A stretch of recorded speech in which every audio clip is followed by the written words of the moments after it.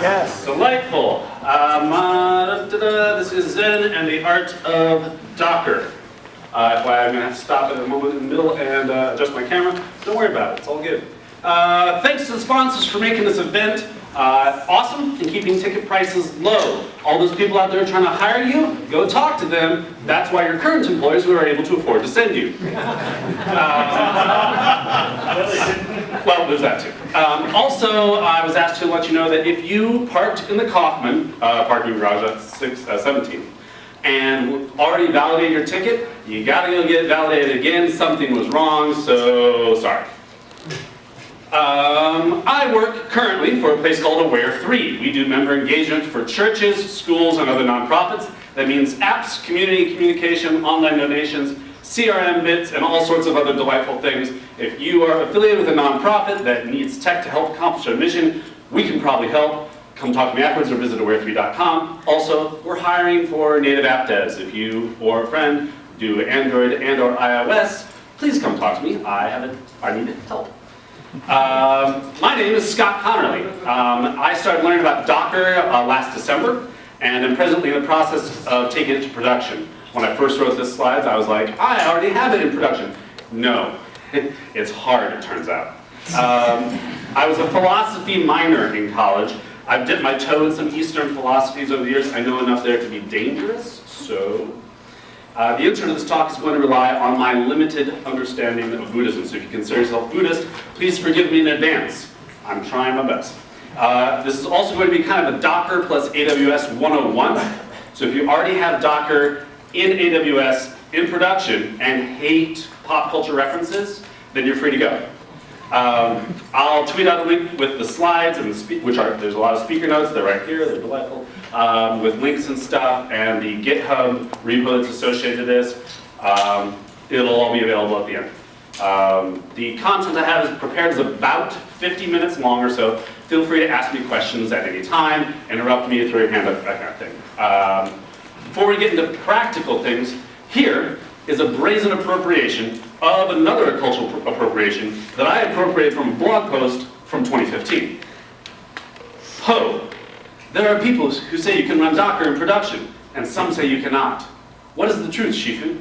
Shifu says, do not seek the truth, only cease to cherish opinions. Docker lets you separate your application from your infrastructure, lets you manage your infrastructure as an application. The link to the preferring blog is there. This was the book that I thought I had titled this talk after, Zen and the Art of Motorcycle Maintenance. Turns out, while it's a good book with lots of deep thinking, it's not really about Zen and barely about motorcycles. Good news, this talk is really about Docker and just barely about Zen. This is the book that Zen and the Art of Motorcycle Maintenance itself was a reference to, Zen in the Art of Archery. It's all, not all, I haven't read it, it's about, allegedly, losing oneself in practicing an art, what modern TED Talkers call flow. Flow is the complete absorption in what one does and the resulting loss of one's sense of space and time and self. In that sense, flow is very Zen. The Buddha said, do not dwell in the past, do not dream of the future, concentrate the mind on the present moment. This presence and dwelling in the present moment has a parallel in Docker, in my opinion, in that each Docker container runs just one command. And once that command is done, the container is done. It's a single unit. So building on that, I would say that the center of the Docker-Zen connection is Docker's paradoxical simplicity. A Docker container abstracts away a lot of contextual concerns. A Docker container runs only a single command. This concurrent simplicity and hidden complexity of Docker is what inspired the talk's title. Like Shifu said, Docker lets you separate your application from your infrastructure and lets you manage your infrastructure as an application. Each of these statements are true, and yet at face value seem to be paradoxical. Paradoxical, but not quite to the level of a Back to the Future time paradox. Great Scott! Jonathan could conceivably retire a future self! The consequences of that could be disastrous. God, what do you mean? I foresee two possibilities. One, coming face to face with herself 30 years older with blue into shot and she'd simply pass out. Or two, the encounter could create a time paradox, the results of which could create a time paradox that would unravel the very fabric of the time paradox and would destroy the entire chain reaction, the results of which could cause a chain paradox that would unravel the very fabric of the chain paradox and destroy the entire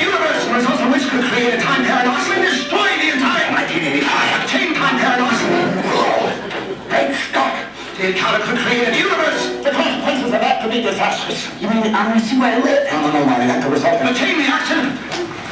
Dad, what do you mean? I foresee two possibilities. One, cause a chain reaction. Or two, destroy the entire universe. It'll be done by the time we get out there. Oh, great Scott, Dad, what do you mean? To take it home. To destroy the entire universe. Dad, the destruction might have been very localized, limited to merely our own universe. Granted, that's a worst case scenario. The destruction might have been destroy the entire universe. Answer me. To take the universe. The atomic. Our future self. To 1985. I foresee two possibilities. I foresee one possibility. I foresee all possibilities. Then stop. To destroy the entire galaxy. Don't talk to anyone. Don't touch anyone. Don't do anyone. Don't interact with anyone. And try not to look at anything. Dad, what do you mean? I foresee one possibility. One. The atomic could destroy the entire universe. It works! I finally invented something that works! I didn't invent the time machine to travel through time. I invented the time machine to destroy the entire universe! I didn't make this, I found it hilarious though. So, back to the topic at hand. In Zen Buddhism, koans are paradoxical anecdotes or riddles. They're used to demonstrate the inadequacy of logical reasoning and to provoke enlightenment. In DevOps, we try to generally stay away from paradoxes, but here we are just the same. The circle around the Docker logo here is called an end zone. It's a common symbol for Zen, but also one of its concepts, Wu Wei. Wu Wei means effortless effort, which I relate to service choreography and orchestration. We'll touch on those concepts later when we talk about Docker Swarm near the end. At the heart of the whole Docker ecosystem is a Docker file. Boom. Specifying what entry point / command to run and how to build up the environment that enables that command to run successfully. So this was just Docker run hello world, which is a standard box that's out there. This download's really easy. I've got the link in there. Note, this is a raw container. There's no OS. You can tell because it says from scratch. That's what scratch means. Hello is a simple C program that we just compiled elsewhere and copied in for this example. And all that executable does is write to standard out. So that's what all from here to here. That's the output of the hello command. And the rest of this stuff is the Docker Chrome fuel. As soon as the hello command is complete, the terminal is returned back to the command line on the host machine. So it's in and out, and it ran just for that one command. That's the whole of the Docker file is one command. There are other ways to do it. It's not advisable. The Docker way, or the Docker DAO, is to have it be just one command per container, one service in your container. There are 17 possible commands in the Docker file, but thankfully there's only 8 you really need to know for today. From, run, command, entry point, expose, arg, environment, and copy. Lots of things to point out here. This is a super simple Docker file I made for this talk specifically. Ubuntu is the image that was out there on the internet on the Docker Hub, the official Docker container registry. And Bionic is its tag, which version of Ubuntu are we going to download. Tags are just kind of the versioning semantic. Every command that is run in a Docker file creates a new layer in the image. So Ubuntu Bionic is the result of someone else's Docker file, and they saved it, tagged it, pushed it up. And we inherit, effectively, all those layers that they made with their other run and copy and whatever commands. And so we're picking up where they left off with a from command. The copy, you see copy source is one of the last things. I should actually have exposed a little higher up. Copying source into the box is one of the last things you want to do in your image because the order of copy matters, because it's cached. It does a file check to see what's changed, and if, say, my conf file hasn't changed, that one stays cached. But likely, in your programming project that you're actively working on, your source is going to change, and so that will break the cache and therefore everything else in the file. So if I put it up here, the whole file would never get cached, but with Bob, you stand a chance. And that's not super important for production, because that just happens. It's more important for developer turnaround time. You see here we're defaulting to entry point. When Docker first started, you would default to command, but now we have an entry point, and it kind of allows you to append multiple commands together. We'll get to that later. Yeah, and there's a really useful link down here I highly recommend you go to. It shows a matrix of how command and entry point interact, and it's complex. But for 101, just start with an entry point with your command and any arguments that you need. And this style is way better than just a string that you would type into the command line. Break it up and it makes it easier for later. In my opinion, for maintainability, simplicity, and other people being able to contribute to maintain this box, you see here we had all these various commands with ampersands and stuff to tie them together so they're all in one layer. I like to put as much as I can into bash scripts. So install Apache is the only one that's here, and otherwise, like, this could have been, and in my real stuff is like 50 lines long, right? But here it's just one line. I highly recommend that. Because everyone knows how to read bash. There are constraints to the Docker file that you just don't want to have to deal with. Trust me. So here, these are the commands to build and run our basic Apache box we just built. So you build it. T is tag it. I'm going to tag it with my Apache, the name. And latest is the tag I'm going to choose to use. Latest doesn't have any magical powers. It's more of a convention of the Docker world. Latest is the current version, right? Because you can't, well, it's just better to do that. Just use latest for almost everything, but there's no magic behind it. You could, if you can standardize it across your entire thing, you could use the word bot. It wouldn't matter. And the dot means this is use the current directory as the context for which you build. When you do a build, it copies the entire directory structure where you're running the build command from into memory, into the build context. So try to keep the stuff that goes in small. It'll help keep your box small and build faster. So that's the build. The run, D, that's detach. You saw back over here that we run Docker run hello world, and we are in an interactive shell state all the way through here. And then only because this command self-exits did we return to the command line. But here, we detach. So we would launch it, and it would go into the background, and we wouldn't see it. Because this, we actually want to run for a long time. I want to keep as few tabs open on my terminal as possible. P for port. The host machine, 8888. 80 is the inside, what the box itself, or the container itself says. And yes, please run my Apache latest.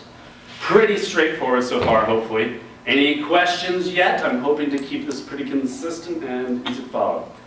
Cool. As per usual, this is a super simple example. If you are using the Docker image repository, like AWS's ECS, you would also want to push this tagged image. So you build tag and push it up to where it needs to be stored so all different places can access it. This is docker build-t, my Apache list, this command right here, the output of it. You'll see steps 1 through 4 are using cache. Yay, we like that. 5, because it hit the source where I've changed stuff from the last time I built, that is no longer using cache, and the rest of the stuff is actually being run. This concept can be extended. You know how I talked about when we build on top of the Ubuntu box, we get all of their layers. You can, if you have multiple boxes or you just want to speed up your build, you can have a base box. And so our base box does build off of Ubuntu, right? And it does all the system updates, all the maintenance and the security changes, and standardizes and locks down the box before we get to something like this, which is more the application layer than the infrastructure layer, right? I mean, it's all application infrastructure together. But it allows, you can use your own base box to speed things up. So that's like the ultimate in caching. Successfully tagged, I didn't push. Okay, we're good here. All of this will result in the tagged Docker image. This is your build artifact.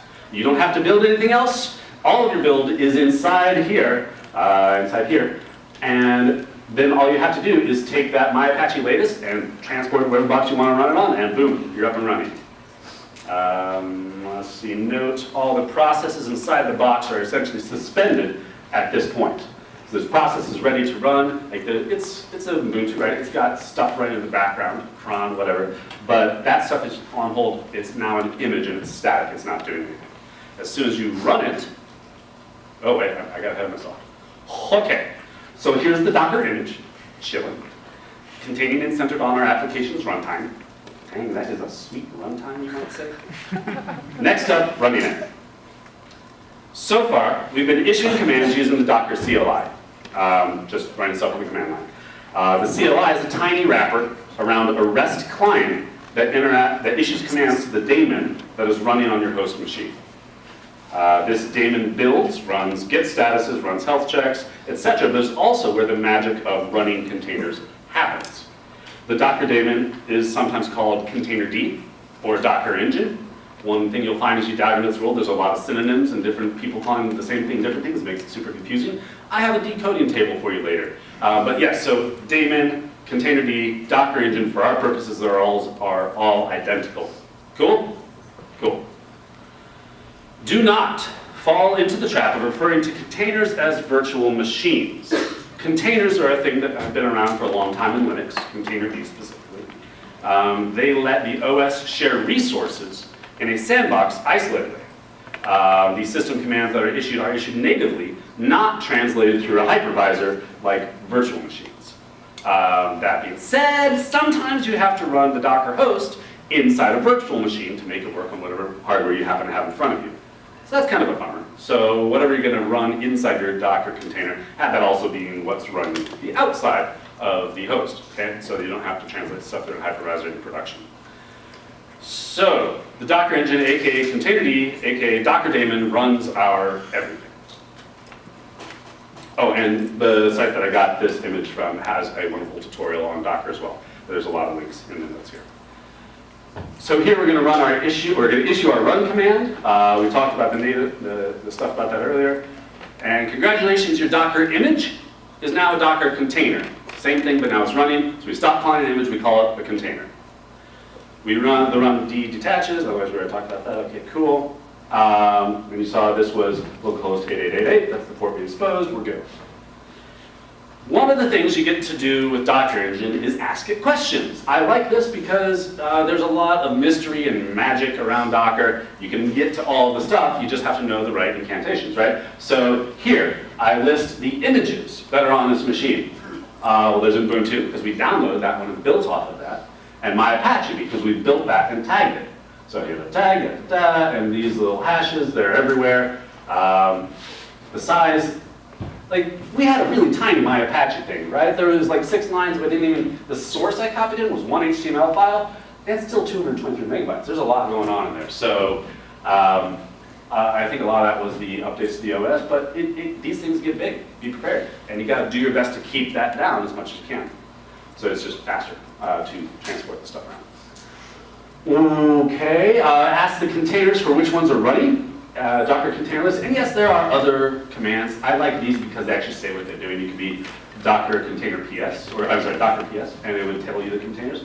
I like to say Docker container list, Docker image list, because you can also do Docker container RM, etc. So it also tells you what command is running. That's great, but this still isn't really a whole lot of information until you do an inspect. So I found the one I want. I get its container ID, and by the way, this actually goes wider than it doesn't fit on the screen. Over here, it has a name. That you can name these guys. Sometimes they'll just assign a random name for you, but it's interchangeable with the container ID. It's human friendly.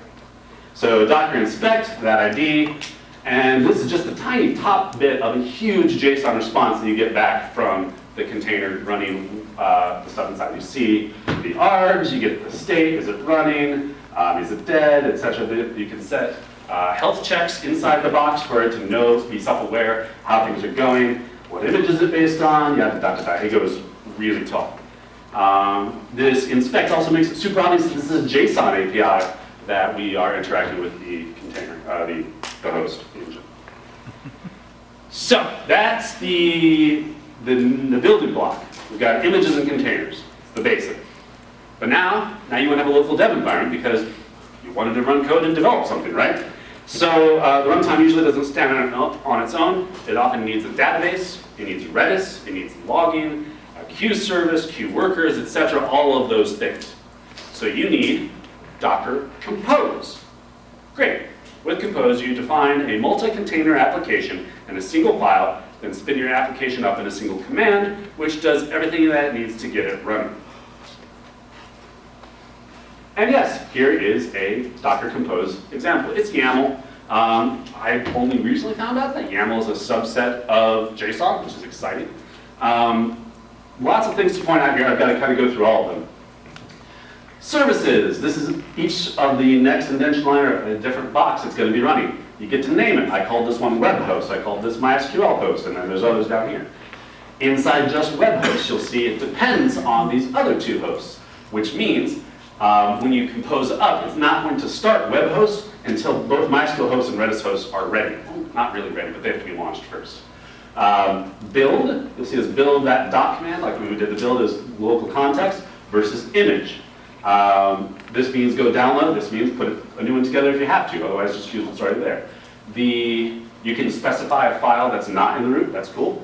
Volumes, very useful. I'm going to tell you a little story about that, but in this case I'm passing my AWS credentials in, and I'm overwriting inside the Docker container. It had bar www.html as the web root. I want to take my current project source and overwrite that. So the container, the image, have your full source code inside of it because you copied it in because you're going to eventually deploy it, right? But for this moment on my local machine, I want to have ability to edit that source code on the fly and be able to, save, change, refresh. So this overwrites that, this beautiful magic. But also it goes the other direction. So there's this container that we use for SSL. We use Let's Encrypt, so certbot's great, and there's a certbot container image out there that you can just say, here are my arguments. You can pass in environments as well as arguments, and hey, please get me a SSL cert for this domain that I'm passing out on my command line. And this is the perfect example of an actual, like our hello command that didn't do anything, an example of a single command that will build up all the state around it needs to successfully execute a command. So one of the hardest things to run certbot on your locals, you've got to figure out all the things that it needs and supply it with all that stuff. No, when you have a Docker container, it builds up this bespoke environment for that one command to run in, takes the arguments that are very user-friendly, and boom. So that's what you can do if you have a terribly inhospitable command that you need to make friendlier. You can just wrap it in a container and make it a Docker run command.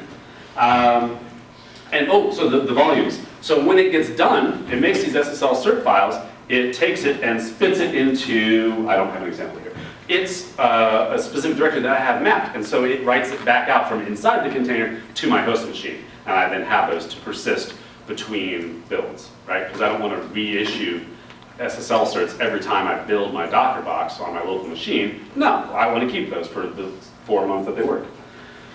Ports of their network, this is pretend VPC, this so they can talk to each other, environment. Environment variables are fantastic because it's kind of the lingua franca of DevOps and how you pass around secrets. There's all different ways to pass around secrets, and this is the way you get stuff into a Docker container, is passing in at launch time environment variables. And so for the MySQL one, it expects these guys, and this is then my super secure password that I use to log in as root inside MySQL daemon. You'll see this has a command. Well, the MySQL image has a CMD command in its Docker file. That is, I think, basically just MySQL-D. But I don't want that. I want MySQL to have full UTF-8 MD4, so I have to issue my own command here that overwrites the command that was specified in the Docker file. Yay. Any questions about any of this before we move on? Cool. We're up and running. We did Docker compose up, again the -D, we got to disconnect so we can get our terminal back, and it says, yes, we've got all those 5 things running, and you see the web host one was launched last because it came after these 2 guys. That was great. But what about production? I mean, this is good on a single machine, and in theory you could replicate this on multiple physical machines, but I don't feel like that really gets at what we're all hoping Docker's good for, right? Docker's allegedly good for microservices and scaling and yada-da-da. This is not. This is good for local dev, and it's a building block, but we'll get there. So what about production? We want production running multiple redundant services across multiple machines, right? So introducing Docker Swarm. So we've got regular Docker, Docker Compose, Docker Swarm.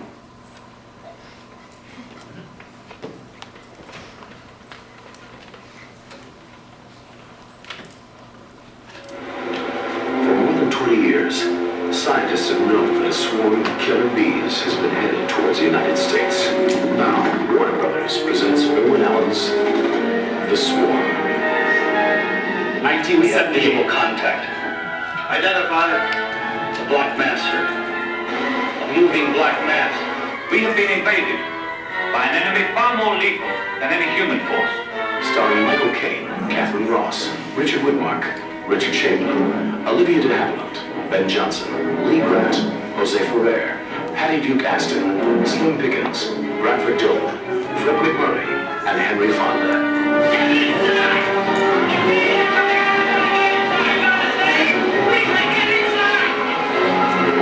A story of courage and sacrifice.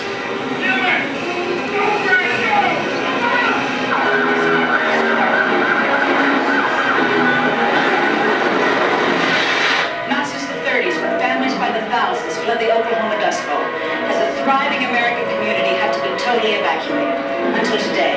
Its size is immeasurable. Its power is limitless. Its enemy is man. The war that I've always talked about has finally started. Mile by mile, city by city, it moves, leaving in its wake a path of destruction.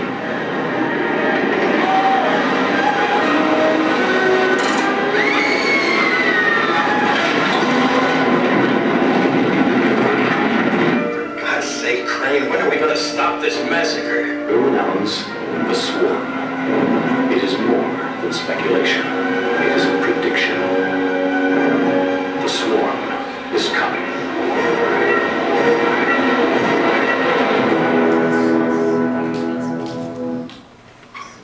These bees, General, are of joint concern, and they are killing Americans without reference as to whether or not they have a serial number and are expected to salute you. So there will be no airdrops of any kind until I give the okay. You're okay, huh? Then just possibly I can persuade you to attack this particular swarm, now that we know where it is. Attack and eliminate it. Possibly.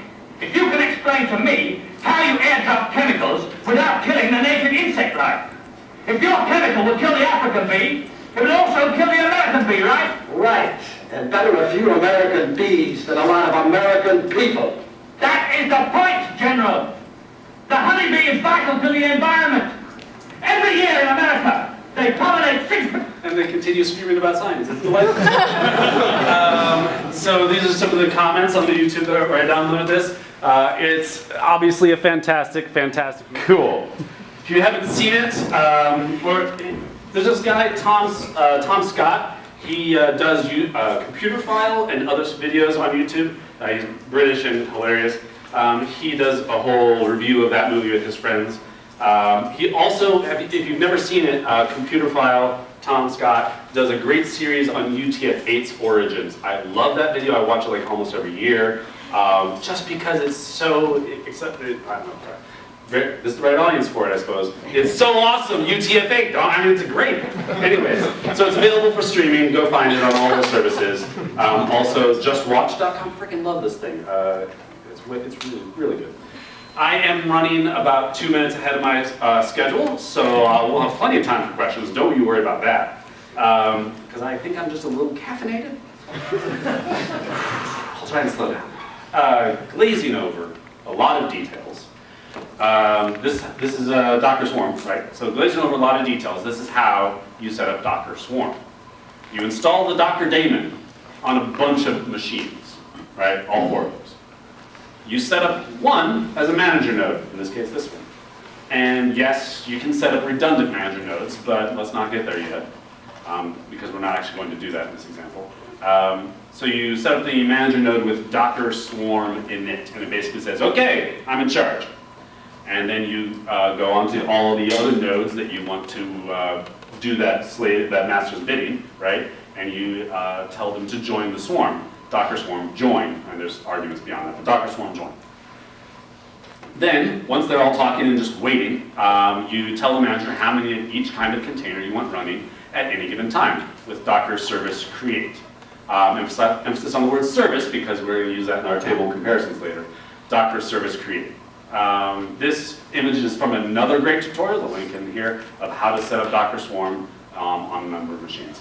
And from that, actually, I found this guy, which I didn't know about before. It's a visualizer container. So you just launch this container into the swarm, and it's self-aware of all of the other things that are going on in that swarm, and will put up this HTML view of it so you can actually get better visualization of what's going on each of the machines.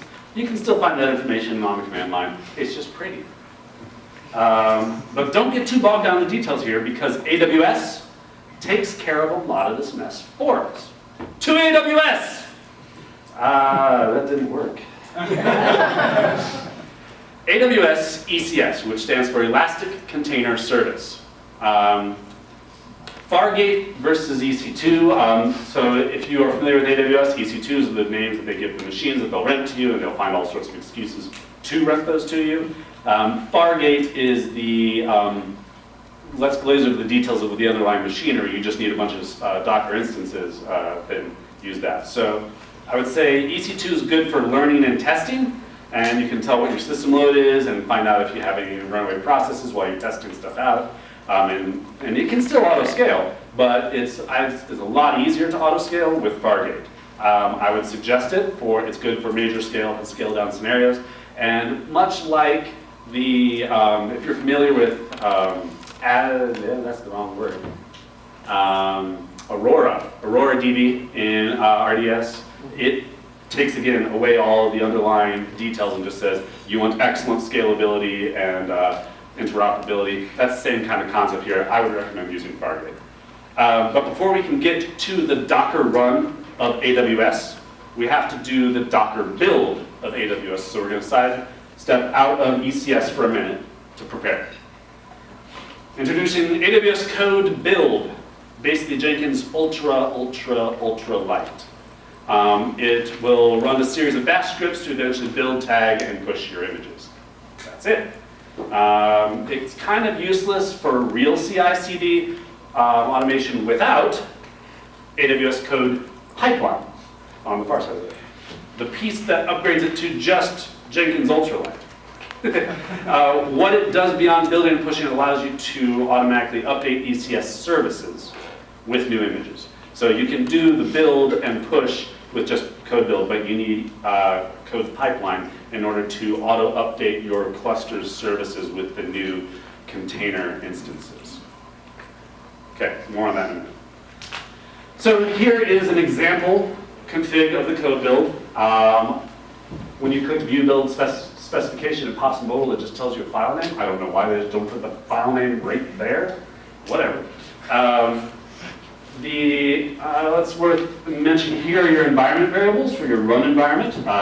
Much like we have that environment block at the bottom of Compose, this is where you do it in essentially Docker Swarm and ECS. And here I'm passing in my key, which is a parameter store, which is a secure way to store stuff in ECS, or AWS. And then also my image repo name, I'm going to call my Apache, and I'm going to use that in the script I'll show you in a minute. Worth noting, git clone depth is only 1. That sucks, because you can't do git stuff in your file, the build spec file. I wanted to do stuff and interrogate my git repo once I got there, because I needed the git hash of the commit. I wanted that, but because it's cloned up at 1, all you have is the current state of that repo, not the whole history or able to interrogate all the objects, right?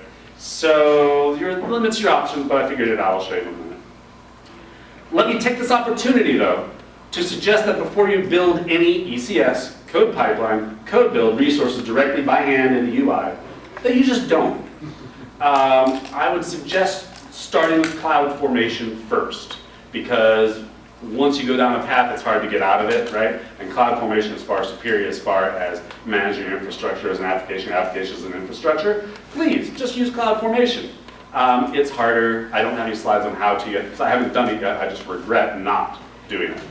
So we'll learn together later. Maybe you guys can give me a presentation on it. It's possible to reverse engineer a code build, AWS, ECS, and all that stuff pipeline with CloudFormer. CloudFormer takes your existing infrastructure, makes a template of it that you can then save to a CloudFormation file, but then you have to clean it up, and it's probably not the best way to do it. But if you find yourself coming down the same path as I did, wanting to play with it and just trying to make it useful, and oh, we're almost there. Oops, I was supposed to start over with CloudFormation. CloudFormer is the tool for you. This is definitely learned from Scott's mistake scenario, blah, blah, blah. The screenshots I'm going to show you were from a hand-built infrastructure. Okay. This is the build spec YAML file that pops in that modal. It just says build spec YAML. It has, it's YAML again, right? So phases, install, pre-build, build, post-build, and artifacts is kind of action packed. But these are the phases that we will see in the UI later as it builds the stuff up. Here is the magic command to log in to ECR, which is basically ECS, Elastic Container Repository, which is where we push images to. This is a nice command because it will hide from your bash history the actual login information that you would otherwise be putting in your bash history. You don't want to put passwords in the bash history, right? So this is magic. You don't have to pass much into this. The environment variable is getting an AWS account ID. I do pass that in. The series of environment variables, the link is not here, it's in the notes again, I'm sorry. There's a whole series of environment variables that are available to you in code build. And like example, code build resolved source version. That's a huge, long, where did that come from? Code build resolved source version came from this one. I guess that line should have been up here. Anyway, so here we're parsing out the get tag, and we're using that tag to create two different container tags, image tags, sorry. So image URL is where you push the image repo name. So this is not the Git repo, this is the Elastic Container Repository repo that we're saving it to in ECS. I'm going to push that unique URL, but I'm going to tag it two different times. One with the Git tag, and one with the branch, because I like the branch. That helps me, it works well for our concepts. And so here we build, and then we tag it with both, and then we push it to both. Cool. And then the rest of this you don't have to worry about. This is, the examples they have out there are not great. I highly recommend downloading this guy. It's in the GitHub repo that you'll have the link for later. Again, I said there's environment variables beyond code build initiator and code build resolve source version. Get to that. You can explore all you want there. Here are the phases. Remember we saw install, pre-build, build. Here they are. Install, pre-build, build. Yes? Just out of curiosity, I mean, you're saying you're pushing that to Git. Why would you not be pushing that to a Docker repo or whatever? Oh, that's not pushing to Git. It's pushing to a repo. But it's not Docker's hub. It's AWS's hub. They call it an Elastic Container Repository. It's where you can store all of your images inside AWS. So I don't want to trust Docker Hub with my company's proprietary images. I want to keep that inside my AWS account, so I push it up to ECR, which is a piece of ECS. And I've got a screenshot of that right here. So clusters, task definitions, repositories, Amazon ECR. You can see all these different builds and their tags. And I did tag each of them with develop, but because it's unique, it pops it to the latest one. So I can always pull develop and know it's the latest. I could just use the keyword latest. Again, you can use whatever you want. But I also have all these Git tags, which is kind of nice to be able to track stuff through the whole system because AWS obfuscates everything at every opportunity it gets. You can't ever follow where is this commit, which image has that commit in it, right? So that's why I really like having this here. Also, by prefixing it with the word git dash, I can write a lifecycle rule because it works off of wildcards. So the lifecycle policy will allow me to delete old images out of the ECR without thinking about it, which I'm totally fine with. But having that prefix allows you to match when you go over there later. Does that satisfy your concerns? Because I definitely want to push a whole image to GitHub. That'd be terrible. Yeah, I just couldn't read all. I misunderstood what you said. Cool. I understand. There's a lot of conflicting terminology in this. It's one of the most frustrating things, which is why I found this to be a valid thing to talk about, because there's a lot of stuff that can be confusing. I spent months piecing it out in various blog posts. So look, it's push repo, both tags, cool. This was, yeah, we were good there. Code pipeline. This is the saved version. I haven't hit edit yet. You'll see it has 3 stages currently: source, build, and staging. And you'll say, but hey Scott, I thought we had source already defined in the code build. Well, yeah, well, deal with it. Because it is present here, but code pipeline breaks things up and only uses pieces of what it wants to. I don't know why. So you have to have a stage for just getting source. And then build accepts that as input, and it bypasses the GitHub you specified in the code build project. Whatever. And then to staging, this is how you get it out to ECS, and it auto-update your services out there. You'll see, yes, it has the commit message from that last commit, but it doesn't have the git hash, which is why I include that as a text. And I guess it has that one there, but it doesn't follow through. So yeah, just set it up in both. And here's the edit screen of the same stuff. The important thing to point out here is the input and output artifacts. I've intentionally got highlighted in the middle of the 3 steps. These are arbitrary names that you define. My Apache source, my Apache container built. So staging would take the input artifact of my Apache container built, while source creates the output artifact of my Apache source. And so you have to chain it, and it's just totally whatever you want to call it. Make it long and confusing just to have fun. These are the keys with which to define the pipe, and it connects the different pipe stages. Okay.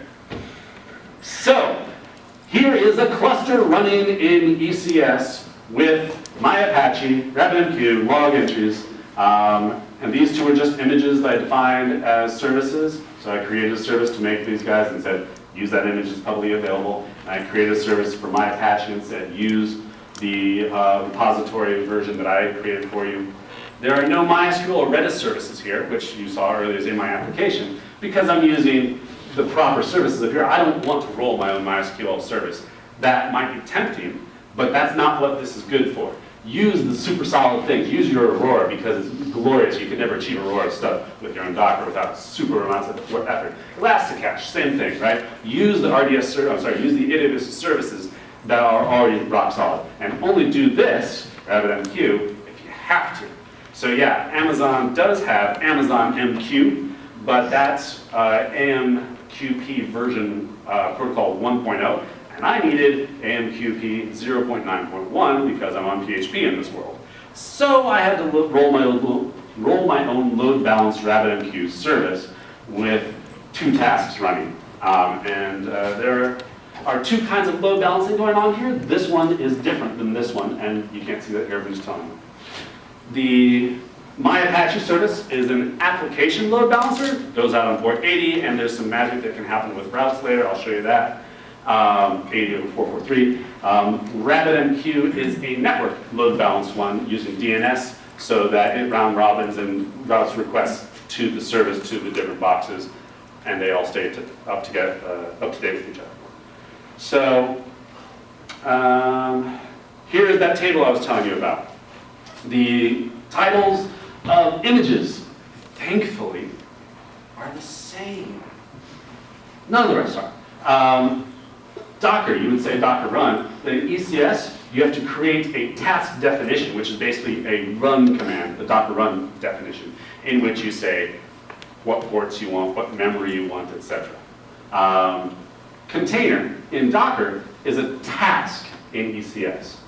Really confusing because ECS has container instances, and they call them just containers, but they're not. They're container instances. They're container D instances. Because the swarm worker is the Docker engine running. This is the Docker engine. I should have more columns here, because this is the Docker engine. This is the container D. But they call it a container instance. They should call it a container D instance. That'd be great if AWS is listening. Call it a container D instance. Container task, okay, cool, on. Registry in Docker is a repository in ECS, thus the terminology problem. Docker swarm / manager. In ECS, they call it a cluster. You saw back here, cluster. This is a swarm, and you create these services that run on the slave nodes, and this abstract thing here is the manager. Swarm service is a service, so here they just call them services. In normal Docker stuff, they call it a swarm service. Swarm worker node, EC2 instance, or Fargate. Again, use Fargate just like Aurora, it saves you trouble. So you might be saying to yourself, I came to a Docker talk and there's been no mention of microservices. I got you, fam. Oh, no. I'm forced to do pop culture references too hard. Okay, this is where you get to treat the load balancer as an API gateway. The load balancing happens independently, and using just the routes, you can forward to different services. So I've created my Apache people, my Apache orgs, and my Apache core, right? My Apache people gets API v3/people. Orgs, same thing. And everything beyond that, the start, will be routed over to there. You can have individual services handling independent things.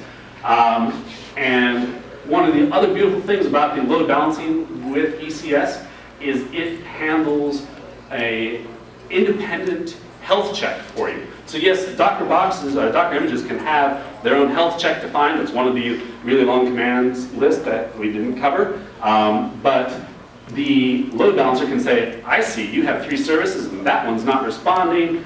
2 of them have taken more than 2 seconds to respond. So I'm going to kill those off and we'll spawn new ones for you. And that's one of the things the load balancer can do for you. I find this to be, you should, in theory, set up both an internal health check and an external health check, just to keep everything honest. In the load balancer here, can you have a different handler for get versus quit on the same path? I don't know. I'm going to guess no, because that feels like the content of the request, but as opposed to the header. But that is, it's the first bit of the body, right? It's the first bit of the header. It's the first bit of the header. Yeah, Then it slash possibly whatever the URL is. Yeah, well, possibly. I have no idea. Worth checking into. I already did. I left the slide and came back. I'm sorry. I jump around too much. And here on the microservices topic, this is how you could set up an event bus in AWS. So you have all your different services, which are the same things that are over here, but it's hard to diagram. So consider this a big circle almost. The services send the message to Amazon SNS topic. That SNS topic sends a copy of it to different SQS and each service reads off of one queue.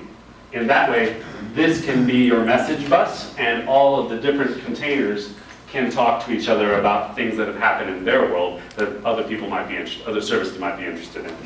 This is a whole other ball of wax. It can be its own talk, and it's very complex. And event-driven infrastructure is delightful but hard to get. Yeah, so just wanted to throw that there because I found that in my readings and started to work on it myself. I haven't finished it yet because we're not even close to production. First, we got to replicate our existing application in production before we start doing other fancy infrastructure changes. This is hard enough as it is. So how about that paradoxical simplicity I talked about? It's not very freaking simple. It's not very Zen after all, is it? I don't know. How could something as technical as DevOps ever be simple? Because we have to manage so many constraints and failure points, and it's not simple. And I didn't even get in any of this talk that I've done so far about CI/CD. Like, I talked about updating the service, and that is one of the magic things that happens in ECS, is being able to use the pipeline to update the service automatically, and it creates a new revision of the task definition for you. It's beautiful. But we haven't run any tests yet. We just deployed, foolishly, directly to production. Sure, the initial setup is daunting, and it is hard to get right. I can't emphasize this enough. I started learning about this in December, and we thought, oh, we'll just move it into Docker and production in a couple of months. No, we're not there yet, because it's hard. It turns out you have to actually know everything that's going on in your system, and reverse engineering a system is also hard, which was exactly what we're doing. A Docker migration will take many months to a year or more to get right. Plan ahead, don't make promises you can't keep. Say you'll work on it and all that jazz, the Kanban, etc. There is no magic in Docker that will make this easier for you. Docker is not a magic potion that makes your infrastructure better. You can still easily do it wrong. Many people did, and that's where the whole "you're running Docker in production" thing comes from, because like so many people got it wrong. And there's many articles out there that say, don't freaking do it. I'm still going to do it. Well, it's gotten better too for various reasons. And I think the takeaway from all these articles, is to not think that it's a magic pill that's going to solve all your problems. You still have to solve all the problems that your infrastructure has. You just get to do it in a modular way. So I'd argue that comparatively to what we've done in the past, like bare metal servers, serving our own stuff out of 82, was the 1,100 grand? Something like that. The one place that's downtown is the data center. That's really hard, and to do that in a way that scales is hard. And even to do that with ECS boxes, EC2 boxes directly in AWS, that's also hard to get that to scale properly. I would argue that Docker simplicity is in the modularity of it. Specifically the day-to-day of running it once you get it up and running, but also the maintainability. The cognitive load to understand a single piece of Docker is a lot easier than understanding the entire system that you're maintaining. And that's, I think, one of the beautiful things about it. It allows you to deploy one little update in your configuration files, and it pipes through the entire system. That one little update that might be in the middle of your task definitions, right? It redeploys the services for you, and they get deployed to production, and it basically turns off the old ones and scales up the new ones, draining the old tasks. That's kind of wu-wei to me. That's effortless effort. I've made one single file change, and my magic happens. That's the magic, is the auto updates and the modularity of it. Docker on ECS feels to me to be just the right amount of modularization and automation. We have time. We do have a little bit of time. I have a long thing here, but let's do any questions. Well, I've got a long thing I want to do, but are there any long questions that have to come first? Because I want to service you guys, but I really like this next thing anyways. I will do it.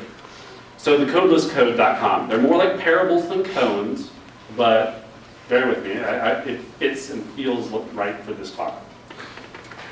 Master Baldwin was conducting an initiate monk through the temple grounds.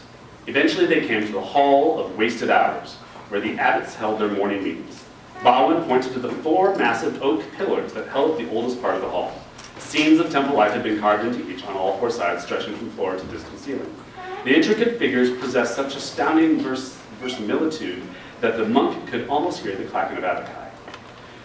These were fashioned 200 years ago by a monk of our order, said Baldwin. It took him 6 years, laboring every night with hammer and chisel, his work lit only by the glow of a single flickering cathode tube.